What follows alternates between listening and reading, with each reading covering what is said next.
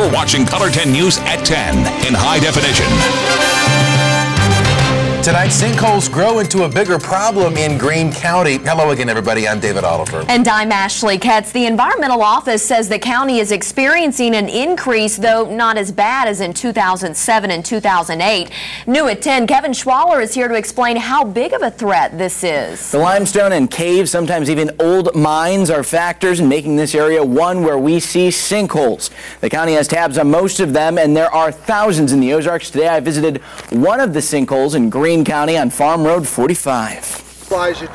We go down a couple times a week. Kevin Richardson doesn't have to travel far. See how much bigger it gets. To explore the unknown. I guess it's a neighborhood attraction. A piece of sagging earth crumbling away the road near his home. We get lots of people coming down just to bring their families and look at it. The Greene County Highway Department is still trying to decide what to do. Crews have done some drilling here outside of the sinkhole, but all the way down there, it went down more than 100 feet and still couldn't find solid rock. When an unknown sinkhole collapses that there's trouble, like this one where a man is presumed dead in Florida. Or this one in the Ozarks in the Nixa area in 2006. So can insurance help in extreme cases? We're an independent agency. Bill White with Bill White Insurance says don't assume your policy will cover sinkhole damage. Unless you have specifically purchased something to cover that.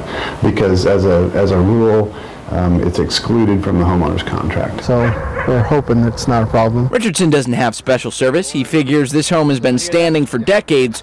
Surely something would have happened by now. Now, not all insurance companies will let you have a sinkhole collapse policy. It's not impossible to get one, though. Now, trained geologists can do tests to see what's below the surface of your home. You may also want to look for cracks in walls and floors as possible signs and look for new ponds that are forming. We'll have more tips at our website, ozarksfirst.com. Jamie Warner is in the weather lab tonight, and Jamie, thankfully the temperatures won't be sinking for long. Yeah, the temperatures aren't going to be sinking. They're actually going to be rising. We've got a nice warming trend that will start tomorrow. Here's a look at today's highs. Not horrible. We had the sunshine, we had the light winds, and we did manage to make it into the mid-40s in much of the area, at least along at south of I-44, until you got into areas like Fort Leonard Wood and Rolla, Camden and Clinton, Lake Ozark. What's going on there? Why do we have highs only in the 30s? Well, that's where the clouds lingered for much of the day. In fact, didn't move out until the very end of the day, so the sun just didn't get a chance to warm those locations up. We'll have a better shot at warming temperatures in those areas tomorrow with sunny skies expected. Right now, though, dealing with another round of clouds. These way upstairs in the atmosphere, they're high, they're thin, giving us filtered starshine, but they are slowing down that temperature free fall. It is in the upper 20s already to our northeast, but currently 35 in Springfield, 36 in Harrison. This is how we're going to start off tomorrow. 26 degrees, 49 by noon, up to 56 by 3 o'clock, and it looks like even warmer weather on Friday into the weekend. Jamie, thanks. Tonight, new at 10, a Springfield businessman is charged with bank fraud. The U.S. Attorney's Office claims Richard Gregg is responsible for $3.3 million in losses. Gregg was the principal shareholder and director of Southwest Community Bank in Springfield. It failed in May 2010. He and his wife were also majority shareholders in Glasgow Savings Bank in Glasgow, Missouri. That bank failed in 2012. An Ozarks vacation company is tonight accused of scamming customers who plan to visit Branson. The Missouri Attorney General's office is suing Andrew Callison. He lives in Christian County and operated Mr. Nice Guys Vacations. The Attorney General claims Callison took upfront money for 35 Branson vacation packages, but when the customers tried to redeem those trips, they just couldn't. The trips ranged in cost from $99 to $839. A mother and her 2 children found dead inside a burning Springfield home 2 weeks ago were laid to rest today. Funerals were held in Cape Girardeau for Jazez Sager and Noah and Lily Adams. The 3 lived on North Texas Avenue. Investigators say the children had stab wounds and marks from a rope or cord, and that the mother died of fire-related injuries. The children's father, Sean Adams, lives in Cape Girardeau. Adams' mother remembers getting the news from a Springfield detective. He said, "You want me to tell Sean?" I said, "No, I want time." So I had to tell my son that both his children were dead. The parents were separated. Police say they are not looking for any suspects in this case. Springfield police have released the name of the man found dead inside a burning home yesterday. They say it appears 62-year-old Richard Nothnagel was shot at his house on East Elm Street. Firefighters believe the fire was deliberately set. The Springfield Fire Department is now moving closer to establishing an arson task force. Springfield Fire Marshal Bill Spence says the purpose of the task force is for more than investigating arsons. It will also look into any large building fire or apartment fire that requires a lot of manpower. One, it'll throw more resources towards those fires as a group so we can start working on as a collaborative group on those fires. The Springfield Fire Department says between 2006 and 2012, there were 467 arsons. Those fires resulted in 3 deaths and over $5 million in property damage. An appeals court tonight has upheld the dismissal of a lawsuit against the Springfield Public School System. Doug and Melanie Burleson sued the district, claiming the use of drug detection dogs to sniff student possessions was a violation of the Constitution due to unreasonable search and seizure, but the appeals court ruled the district's use of those drug dogs does not constitute unlawful seizure and was minimally intrusive. The candidates running for seats on the Springfield School Board met with voters this morning. The Springfield Council of Parent-Teacher Associations hosted this forum at the O'Reilly Family Events Center.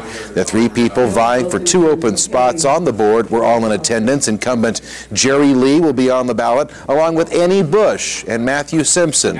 Today's forum was a chance for the public to ask questions and learn more about the candidates' views on hot-button issues. Quite often the candidates want to know what are the issues that our parents are concerned of. What are the constituents? What do they want to know? So it's a two-way street. We hope to get a lot of information today. The election is coming up on April 2nd. Arkansas's House of Representatives has overridden Governor Mike Beebe's veto of the 12-week abortion ban. That law will not take effect until 90 days after the legislative session ends, but David Goins reports there will likely be legal challenges soon. Thank you. The 2 co-sponsors embracing after the Arkansas House overrides Governor Mike Beebe's veto of a bill banning abortion after 12 weeks. I hope the court listens to us. Arkansas now has the most restrictive abortion law in the nation and sets up the sharpest challenge to Roe v. Wade 40 years ago. The eyes of this nation has been on the Arkansas House of Representatives today. And the eyes of this nation has seen that people are ready for a change. Bills like this set us back. The ACLU says the 12-week abortion law is headed to federal court and an eventual overturn, an outcome Senator Jason Rapert hopes to avoid. It would be a sad thing, but I can tell you, David, there is no question. You can't defend 53 million innocent lives on our hands. The governor's office saying it knew another override was likely today, but Beebe wanted to block a law he viewed unconstitutional and costly to defend. I believe this law is reflective of what the people of Arkansas believe, and I believe, and that's what we're here for. And just last week, both the House and Senate voted to override the governor's veto of the ban on abortions after 20 weeks. Lanes of Interstate 44 are closed in Springfield right now. MoDOT is replacing the bridge over at West Bypass. Both westbound lanes are shut down. Traffic is going to be rerouted now over the exit ramps there. The interstate should be reopened at 6 a.m. and the same work will be done again tomorrow night. A Springfield man is now in charge of Missouri's Highway and Transportation Commission. Lloyd Joe Carmichael will be the chairman now for the next year. The commission governs MoDOT. Carmichael was appointed to the commission in 2009. He is also the president and managing partner for the Springfield law firm of Carmichael and Neal. The next time you fly, you may be allowed to take a little more with you on the plane. Yeah, the TSA says small knives are allowed. It doesn't worry me too much. I think that's just wrong. Coming up tonight, the specific requirements that must be met if you want to carry a blade. If you haven't already found Color 10 on Facebook, here's how you do that. Look for the Facebook icon on ozarksfirst.com and like our page.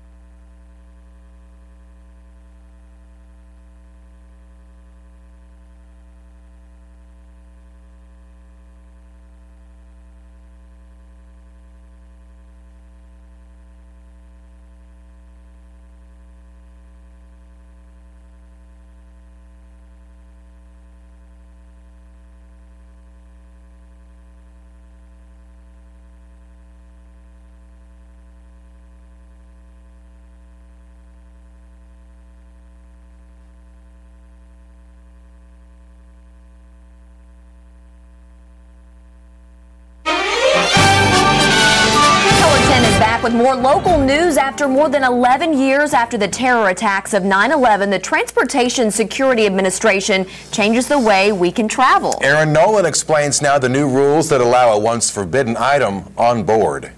In a somewhat shocking decision, the TSA in about 2 months going to start allowing small knives onto planes. I think it's happening probably because the TSA has decided they're going to spend more time looking for explosives. April 25th, pocket knives with a blade of 2.36 inches or smaller will be cleared for takeoff. Now, the blade can't lock into place and the knife can't have a molded grip.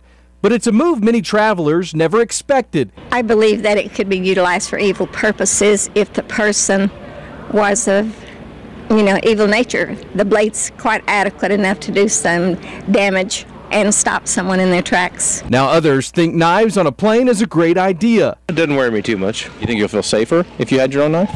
I think so, because could probably defend myself if somebody were to attack. I think it could be a help more than a hindrance. And then there are those that still want more. I think that's just wrong. I mean, we can't carry a lot of our stuff on the plane with us. They want you to carry knives, a small knife on the plane. Yeah, we do our fingernails, I guess. And again, that small knife rule going to go into effect April 25th. From the Springfield National Airport, I'm Aaron Nolan. Let's head back to you. All right, Aaron, thanks. By the way, a spokesperson for the Springfield Branson National Airport doesn't really think the move is going to pave the way to allowing more liquids on the jetliners. That's focused more on stopping explosives. In addition to small knives, TSA will allow some sports equipment to be carried on. To see the full list, go to this story on our website, ozarksfirst.com. And here is Jamie with a look at the warmer weather in store for the rest of the week. Jamie? Yeah, we got a little dose of that spring weather early in the week, Ashley, and it looks like another round of it coming through just in time to wrap up this work week, and I think it'll last into the weekend. But the cold's not done yet. And maybe not the snow either. It tells me your full forecast coming up.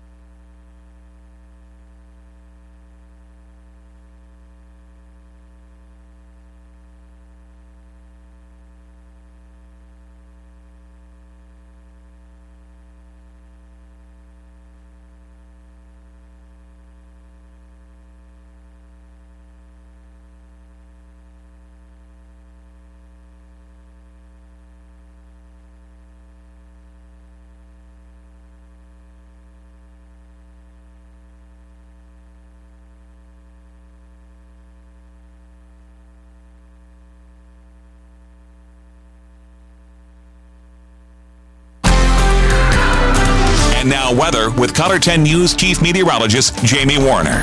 All right, outside, quiet. We've got filtered starshine, and what I mean by that is we've got this layer of high clouds. It's way upstairs. It's thin. We can still see the stars through those high clouds, but it's there.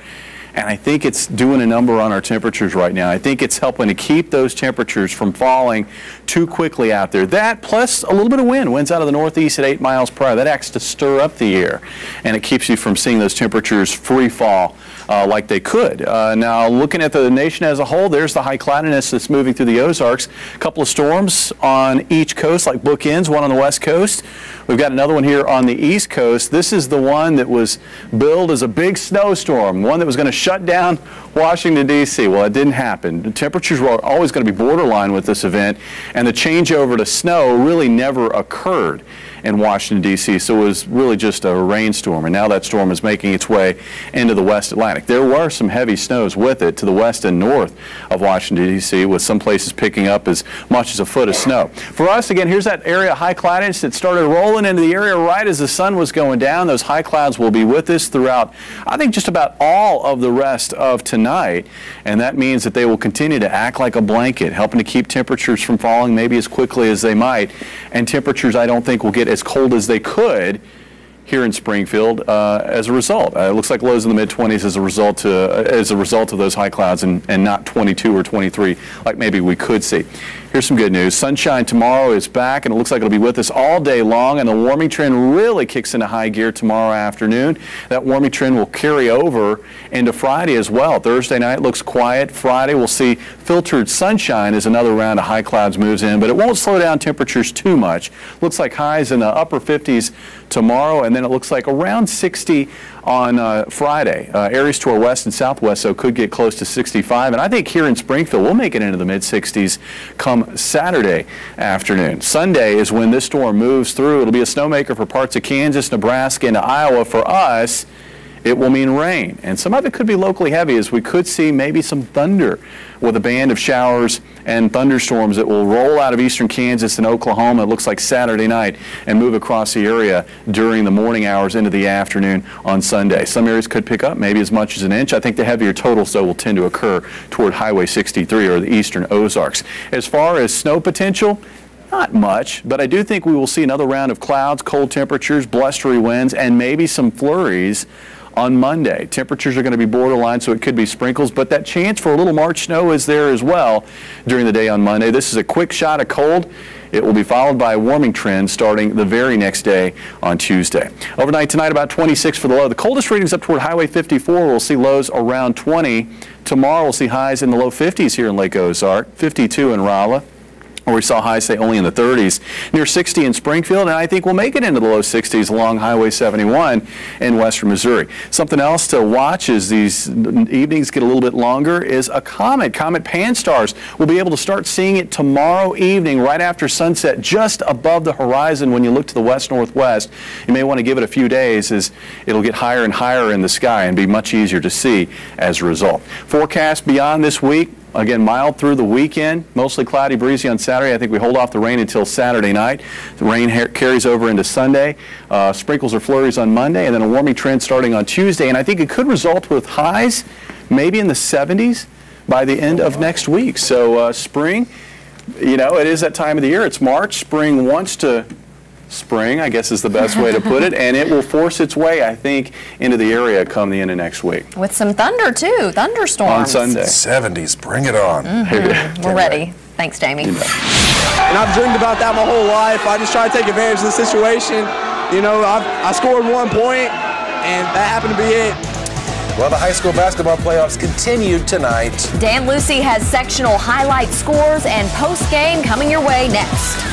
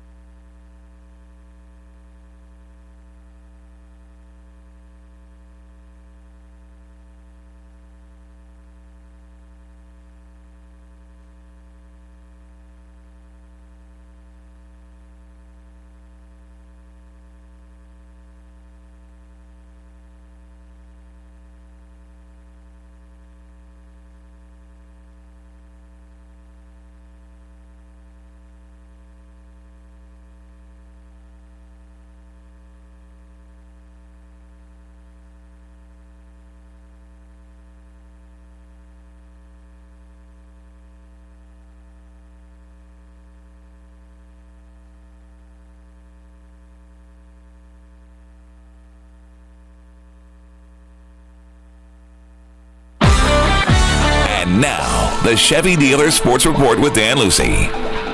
The road to Columbia and Missouri State High School Basketball Championship continues tonight in Class 4 and 5. It's sectional play. Color 10's Nick Carboni has the story. A couple of great local matchups here at SBU tonight. Start with the boys, Kickapoo and Willard, each team trying to book its first trip to the quarterfinals since 2007. Rookie coach Lamont Frazier and Willard beat Parkview to get into the sectional round. Dick Rippey and the Chiefs beat Nixa by 14 to get here. Not a lot of offense in the first half. Chris Ward for Kickapoo, the big block. They're up 15-11 at the break. Third quarter, here comes Chris Kendrick, star junior for Willard. K-State coach Bruce Weber was at his district final game, and that's why Tigers take a 1-point lead, but back the other way. Ward not there, but here, and Kickapoo is back on top, 21-20. But here's Colby Kinghorn for the Tigers, doing some low post work himself. They regain the lead. Fourth quarter, defensive pressure working all night for the Tigers. They get it up to the basket, and check out Chris Kendricks cleaning it up with two hands. Willard was up 3.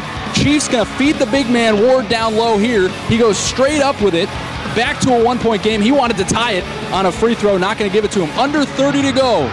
Willard up 1. Tyler Bussell steals it for Kickapoo. He's fouled, sinks 1 of 2. It's 30-30. Then with 0.6 seconds left, a foul on Willard on this loose ball under their own basket puts Jack Simpson to the line. Chance to take the lead. His only point of the night makes it 31-30. Kickapoo, he'd missed the second one. It would go out of bounds off Willard, and Kickapoo wins a wild one. And I've dreamed about that my whole life. I just try to take advantage of the situation.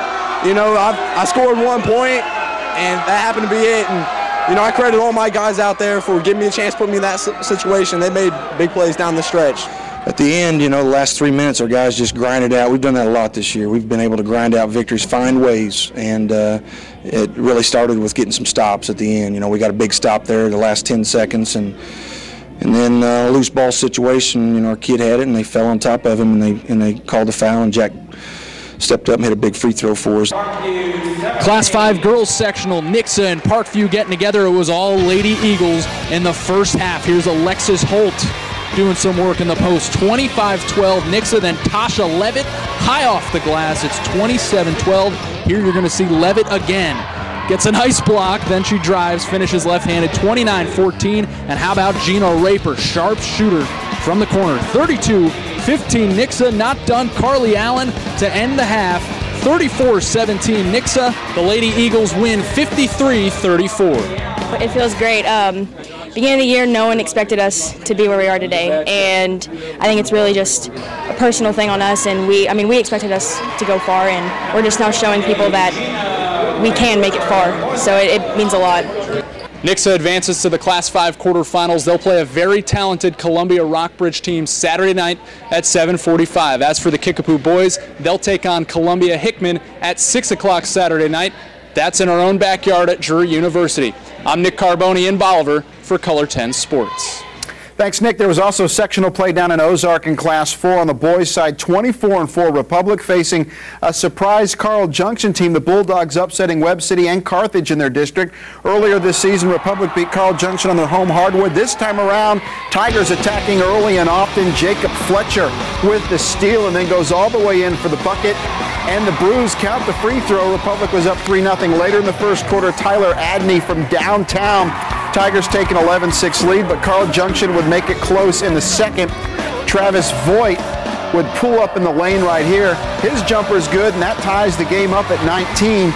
But the Tigers were just too strong in the fourth quarter. Grant Hancock was down low, fighting hard for the basket right here. Republic was up 44-31, then under 2 minutes left. The three-pointer here for Republic is off the mark, but Hancock is there for the board and the putback. Tigers up by 20. They win big, move on to the quarters, 62-42.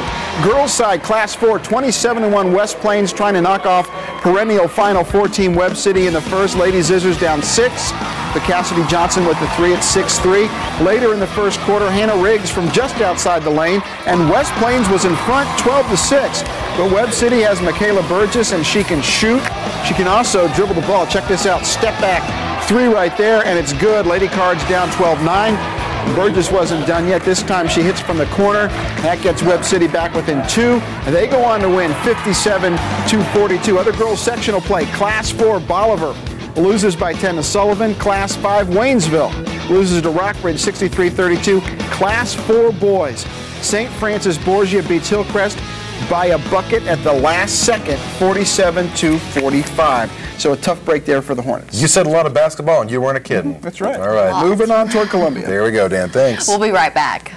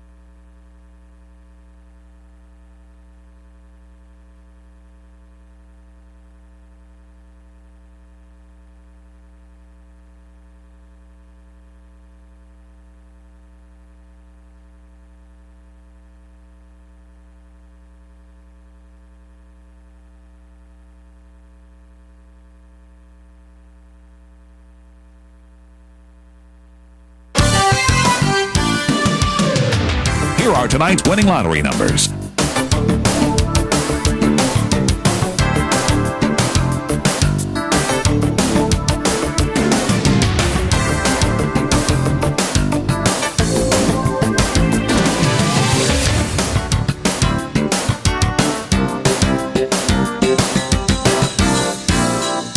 Color 10 News will continue in a moment.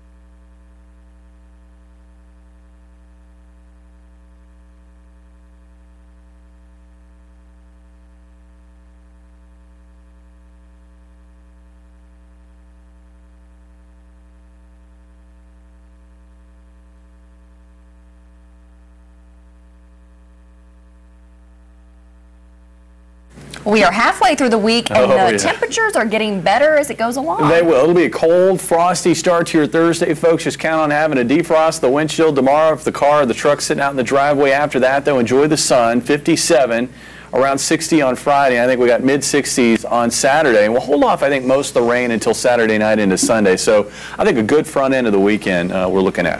And don't forget to spring forward, right? That's right. Go Bears up in St. Louis exactly. tomorrow. Start tomorrow at 8:30. Thanks for watching, folks. We'll see you tomorrow.